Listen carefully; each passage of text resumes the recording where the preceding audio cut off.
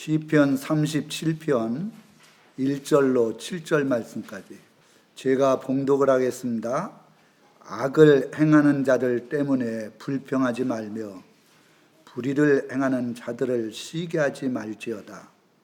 그들은 풀과 같이 속히 배임을 당할 것이며 푸른 채소같이 쇠잔할 것이미로다. 여호와를 의뢰하고 선을 행하라. 땅에 머무는 동안 그의 성실을 먹을거리로 삼을지어다. 또 여호와를 기뻐하라. 그가 내 마음의 소원을 내게 이루어 주시리로다. 내 길을 여호와께 맡기라. 그를 의지하면 그가 이루시고 내 의를 빛같이 나타내시며 내 공의를 정오의 빛같이 하시리로다. 여호와 앞에 잠잠하고 참고 기다리라. 자기 길이 형통하며 악관계를 이루는 자 때문에 불평하지 말지어다. 오늘은 시편 37편 1절로 7절 말씀을 가지고 의인의 삶의 모습에 대해서 말씀을 증거하고자 합니다. 보통 의인이라면 예수를 믿어 죄사함 받은 하나님의 백성을 의인이라고 얘기를 하고, 악인이라 그러면 예수님을 믿지 않고 마귀 사탄에게 지배를 받은 죄악된 세상의 사람을 악인이라고 얘기를 합니다. 그러면 교회 나오고 신앙생활하면 다 의인이냐? 그렇지 않아요. 요한 3서에 보면 디오드레베가 나옵니다. 데메드리오가 나오고, 디오드레베는 으뜸되기를 좋아했어요. 자기보다 더 높은 신앙, 자기보다 더 많이 기도하고 이웃들에게 존경받고 사랑받는 사람들은 굉장히 마음이 거슬려서 악한 말로 비방을 하고 교회에서 쫓아내기도 하고, 그리고 그런 사람들과 대적을 해서 결국은 신앙생활을 하지 못하도록 만드는 사람입니다. 이런 사람은 의인이 아닙니다. 교회에 나오지만 의인이라고 하지만 실제적으로 보면 악인이에요. 데메드리오가 또 있습니다. 이 데메드리오라는 사람은 성도들에게 존경을 받았어요. 주의 종이 인정하는 신앙을 가지고 사랑을 받는 그런 사람이었어요. 진정한 의인이 누구냐? 데메드리오 같은 사람이에요. 성도들이 그분을 생각하면 존중하는 마음이 생기고 입술에서 칭찬이 나오고 저분의 신앙을 본받아야 되겠다 이렇게 생각하는 분, 이분이 진짜 의인이거든. 이 시편은 150편으로 되어 있는데 거의 70편이 다윗이 기록한 것입니다. 다윗은 이 70편 기록 중에서 자기가 죄악된 것들을 일주일 동안 금식하면서 회개하는 모습도 나오고, 또 어려운 일을 당했을 때 하나님 앞에 기도해서 응답받는 것도 나오고, 또한 여러 가지 어려운 시련이 있을 때 그 시련들을 이길 수 있는 지혜를 기록한 것이 시편입니다. 그래서 저는 힘들고 어려우면 시편을 종종 읽습니다. 잠언서라. 그리하면 이 말씀을 통해서 하나님께서 저에게 응답해 주시고 말씀해 주시는 음성을 듣거든요. 여러분들도 힘들고 어려우면 신앙생활 할 때 정말 하나님이 살아계신가 살아계시지 않는가 이런 의심이 들 때면 시편을 한번 보세요. 그리하면 이 시편을 통해서 다윗이 어떠한 신앙생활을 했는지 그것을 잘 영적으로 깨닫게 됩니다. 오늘 의인의 삶의 모습 첫 번째가 뭐냐? 첫 번째는 4절에 보세요. 또 여호와를 기뻐하라. 여호와를 기뻐하래요. 여호와를 기뻐하면 내 마음의 소원을 이루어 주신다. 여호와를 기뻐하라. 여러분, 여호와라는 이름의 뜻은 스스로 계신 자, 이런 뜻을 가지고 있어요. 한 번 말씀하시면 반드시 그 말씀을 지키시고 이루시는 분. 이 여호와의 이름의 뜻이 그거예요. 그러니까 그분은 한마디로 말해서 피조물이 아니라는 얘기예요. 하나님은 피조물이 아니라 창조주 하나님이 스스로 계신 분이에요. 그리고 그분은 하나님이시기 때문에 한 번 말씀하시면 절대 변치 아니하고 그 말씀을 이루시는 분이에요. 그러니까 그 여호와 하나님을 진심으로 기뻐하고 사랑하는 자, 그런 자가 그 마음의 소원을 이루어 주신대요. 신약에 오면 하나님이 예수님이라고 말씀을 했습니다. 예수님은 죄에서 구원받을 자, 그것을 말씀했는데 제가 예수님이라는 단어만 사용하면 눈물이 나요. 이 예수님에 대한 이 찬양을 드린다는 온전한 믿음을 가지면 막 감동이 몰려와요. 그리고 어느새 저도 모르게 눈에서 눈물이 나요. 그분이 나를 위해서 십자가에 달려 죽으셨다. 나는 죄인의 괴수요, 하나님 앞에 죄를 짓는 연약한 자인데 그분이 나를 택해서 성령의 기름을 부어 목사로 시켜줬다는 것, 이거는 천지 창조하는 계벽과 같은 일이다. 저는 그렇게 생각을 합니다.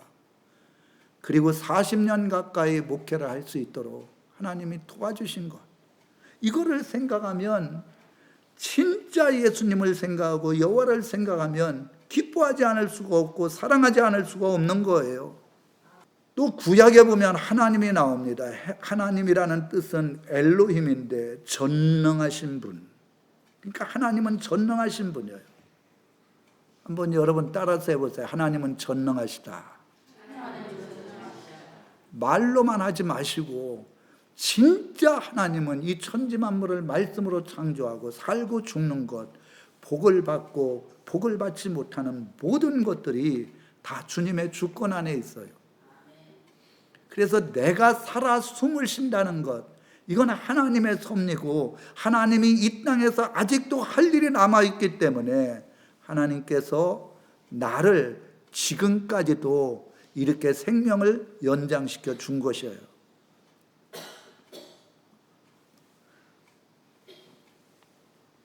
조지 밀러라는 분이 93세까지 살았어요. 조지 밀러. 기도의 사람이죠. 하루에 7시간 동안 기도하는 분. 무릎을 꿇고 기도하고 3만 번 이상의 기도의 응답을 받았던 분. 그분은 항상 주님을 기쁘시게 하는 그러한 믿음의 삶을 살았어요. 20세까지는 예수님을 만나지 못하고 성령의 거룩한 은혜를 알지 못해서 거짓말하고 도적질하고 사기치고 이랬던 사람이었어요. 그런데 20세 이후에 주님의 성령을 체험하고 주님을 만나고 난 뒤부터 그 삶이 완전히 바뀌어진 거예요.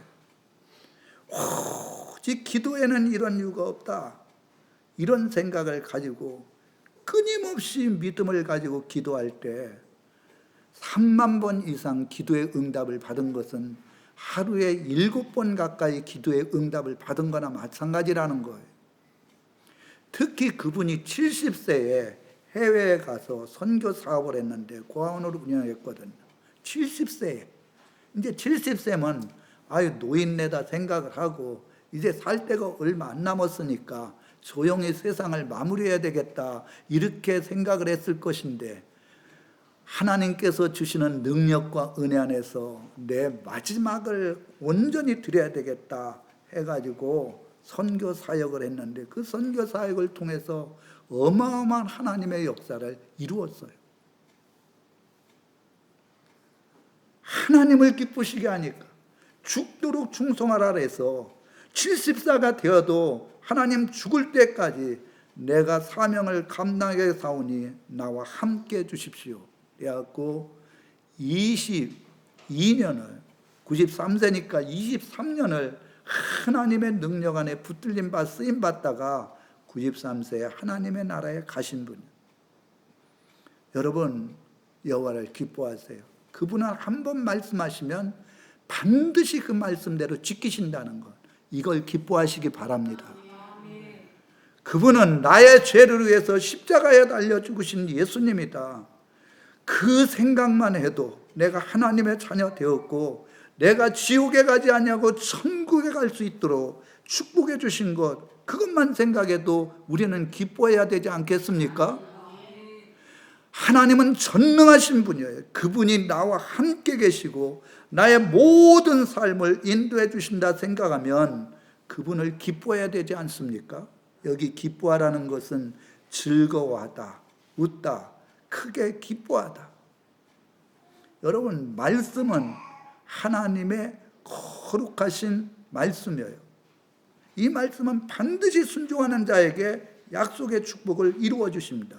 그러니까 말씀을 즐거운 마음으로 늘 묵상하며 순종하라는 거예요. 웃다라는 뜻은 정말 나는 슬픔과 괴로움과 고통 속에 있었지만 예수님께서 십자가에서 나의 죄를 위해서 돌아가셨기 때문에 내가 주님의 사랑으로 정말 기뻐하고 웃을 수 있는 그런 마음을 갖게 된 것입니다. 크게 기뻐하다는 것은 그분에게 모든 걸 맡기면 주님께서 마음의 소원을 이루어 주시니까. 여러분, 마음의 소원이 뭡니까? 그거는 아버지도 어머니도 나를 가장 사랑하는 사랑의 사람도 이루지 못합니다. 그런데 하나님은 하실 수가 있는 거예요. 할렐루야. 진짜 하나님 하실 수 있어요. 이런 믿음을 가질 때 원대한 마음속의 비전과 그리고 꿈을 꿀 수가 있는 거예요. 여호와를 기뻐하라는 거예요. 기뻐하다. 하나님 때문에 기뻐하는 삶. 초대교회는 핍박과 환난과 순교의 자리에 들어가는 어려움이 있었지만 초대교회 성도들은 성령을 받고선 기뻐했어요. 매일같이 하나님 앞에 모여서 예배드렸어요. 그 예배에 기쁨이 있었어요.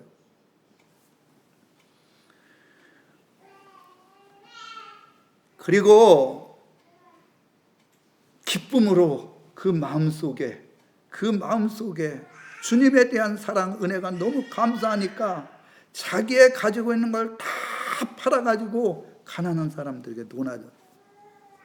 요새 마지막 때가 되면요, 있는 사람들이 더 욕심이 많고 없는 사람들이 오히려 사랑을 베푸는 경우들이 많이 있어요.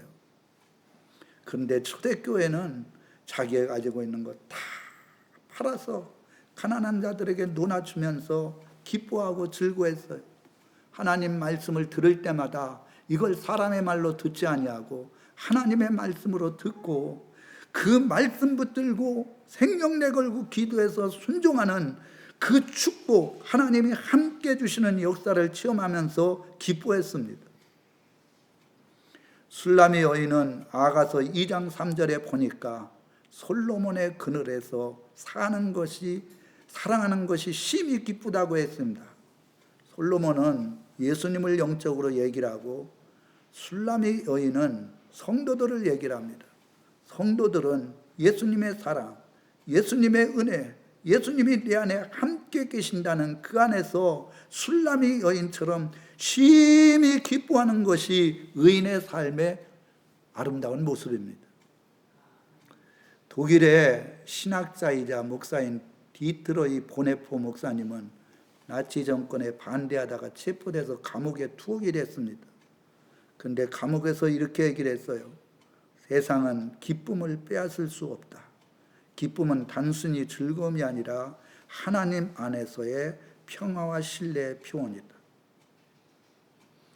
그 때문에 죽음 앞에서도 기쁨을 잊지 않았어요. 주님이 주시는 기쁨이 있으니까 감옥에 들어가도 많은 핍박과 어려움을 당해도 순교의 자리에 들어가는 그런 고통이 있다 할지라도 기쁨으로 감당할 수 있도록 해주신 거예요.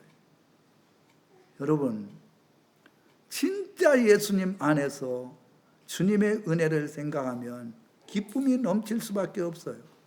한번 여호와를 기뻐해 보세요. 예수님을 기뻐해 보세요. 하나님의 은혜를 생각하면서 기뻐해 보세요.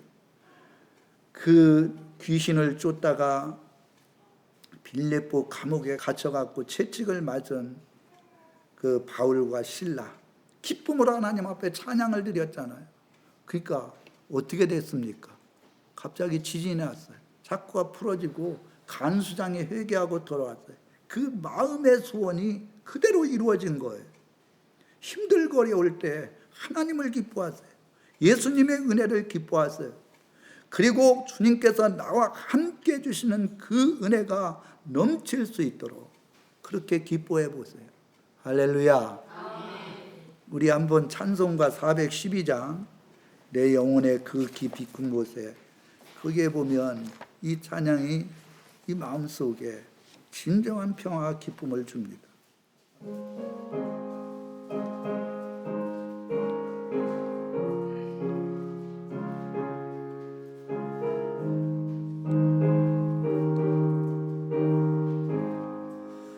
내 영혼의 그 깊은 데서 맑은 가락이 울려나네. 하늘 곡조가 언제나 흘러나와 내 영혼을 고이 싸네.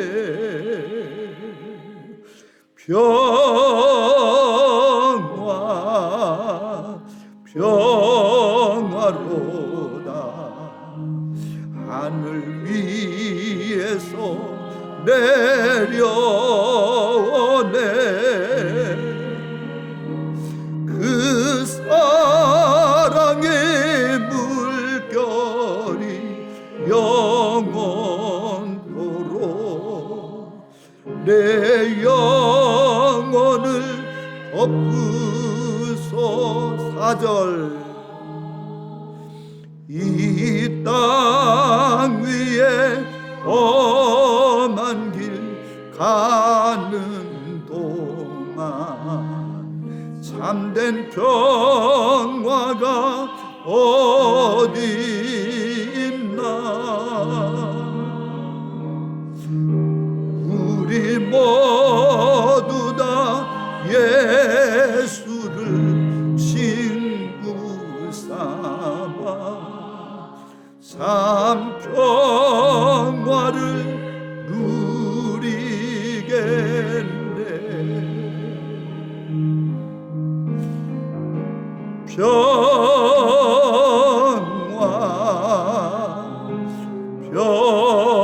평화로다. 하늘 위에서 내려오네.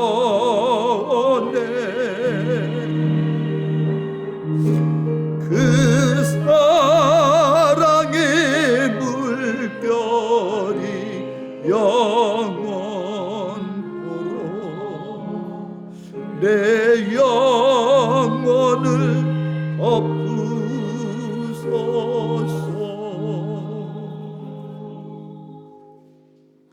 누가복음 19장에 보면 삭개오가 나옵니다. 평생 돈으로 해서 살았습니다. 그래서 세무장이 되어서 돈을 많이 벌어 큰 부자가 되었습니다.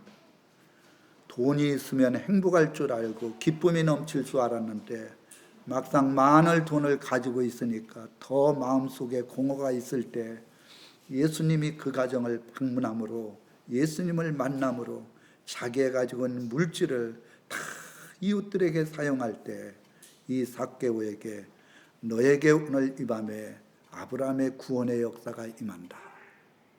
참 이 기쁨이 즐거움, 정말 마음속에 기쁨이 없으면 어떻게 자기가 가지고 있는 물질 절반을 가난한 사람들에게 나눠주겠습니까?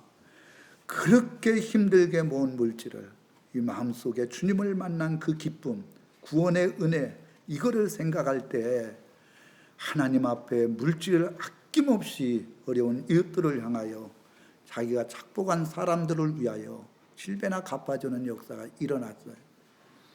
누가복음 23장 39절로 43절에 보면 한평 강도가 예수님을 진심으로 의인으로 믿고 예수님이 가시는 천국이 있다는 것을 믿고 믿음 안에서 예수님 앞에 주님, 오늘 주님과 함께 주님의 나라에 가길 원합니다. 이렇게 고백을 했을 때 네가 나와 함께 오늘 낙원에 가리라. 야, 이 강도는 진짜 수지 맞은 사람이에요. 믿음의 고백을 할 때 천국에 들어갈 수 있다는 것. 비록 십자가에 달려서 죽음 가운데 거했지만 그가 영원히 하나님의 나라에 간다는 그 기쁨, 즐거움은 이루 말할 수가 없었을 거예요. 요한복음 4장에 보면 수가성의 여인이 남편이 집에 한 명 있고 남자들을 5명이나 사서 자기 남편으로 삼아봤지만 기쁨이 없었잖아요. 그런데 예수님을 만남으로 그 남편이 세상이 주시지 못하는 그 기쁨을 만나가지고 그 기쁨을 가지고 수가성에 가서 메시아를 만났다 고백했을 때 그 기쁨이 우리의 기쁨이 돼야 돼. 우리는 수가성의 여인이나 똑같아요. 세상의 행복을 누리려고 했지만 삭개와 같이 물질이 있으면 행복할 줄 알았지만 여러분, 대부분 마약하는 사람은 어려운 사람들이 아니에요. 돈이 있는 사람들, 돈이 있고 잘 사는 사람들이 만족하지 못하니까 마약에 손을 대가지고 고통 가운데 거하잖아요. 그러니까 예수님 안에서 진정으로 주님을 기뻐하고 주님이 베풀어 주신 은혜와 사랑을 기뻐하면 그 마음의 소원을 이루어 주신다. 여러분들이 바로 수가성의 여인이고 삭개오고 그리고 한평 강도와 같은 사람이에요. 내가 예수님을 믿어. 아무리 저는 생각을 해도 예수님을 믿고 제사 받고 특별히 우리 가정은 예수 믿는 가정이 없는데 저를 목사로 기름 부어서 지금까지 사용해 줬다는 생각만 하면 감격할 뿐만 아니라 가슴이 설레고 정말 감사하고 내 평생에 더 주님을 위해서 일해야 되겠다는 그런 믿음이 생겨요. 그렇게 주님을 기쁘시게 하고 감사하고 주님을 사랑하면 마음의 소원을 이루어 주실 줄 믿습니다. 두 번째로는 여기 보면 3절에 보세요. 여호와를 의뢰하고 선을 행하라. 여호와를 의뢰하고 선을 행하래요. 믿음으로 선을 행하는 삶이다. 여기 선이라는 것은 즐거운 것, 유익한 것, 이익, 번영, 복지 이런 뜻을 가지고 있어요. 여호와를 의뢰한다는 것은 여호와를 전적으로 믿고 신뢰한다는 거예요. 그래서 그분의 말씀처럼 나보다도 내 이웃을 더 사랑하는 삶을 살아가라는 거예요. 여기 선을 행하라. 최고의 선은 사랑이거든요. 제가 계속해서 강대상에서 설교를 하지만 진정한 행복이 있는 가정이 되기 위해서는 나보다도 내 남편, 내 자녀들을 더 사랑할 때 그 가정에 행복이 있어요. 자기를 왜 알아주지 않냐고, 나를 섬겨달라고, 이런 사람은 평생 진정한 기쁨과 즐거움이 없어요. 여호와를 의뢰하고 여호와를 전적으로 믿고 그리고 신뢰하고 그리고 최고의 선에는 사랑으로 행하라. 우리 이웃들이 있을 때, 우리 동료들이 있을 때 나의 유익을 구하지 말고 그 사람들의 유익을 위해서 선을 행하라는 거예요. 그리하면 즐거운 것이다. 그리하면 유익한 것이다. 거기에 이익 있고 번영이 있고 복지가 있는 것이다. 초대교회가 그랬잖아요. 초대교회가 은혜를 받으니까 자기보다도 감옥에 갇힌 사람, 없는 사람들, 병든 사람들, 그 병든 사람을 봤을 때 외면하고 지나치는 게 아니라 불쌍히 여기는 마음, 내가 저 고통을 그냥 안고 저 사람의 문제를 해결해 줘야 되겠다는 그런 마음을 가지고 있는 게 선을 행하는 거예요. 베드로가 안질뱅이에게 나에게는 금과 은이 없다, 돈이 없다. 그러나 낫사렛 예수의 이름이 있으니 낫사렛 예수의 이름으로 일어나 걸으라 그랬을 때 그 사람이 벌떡 일어나 걸었을 때 평생 예수님을 잊지 않고 베드로를 잊지 않았을 거예요. 이게 선한 일을 행하는 거예요.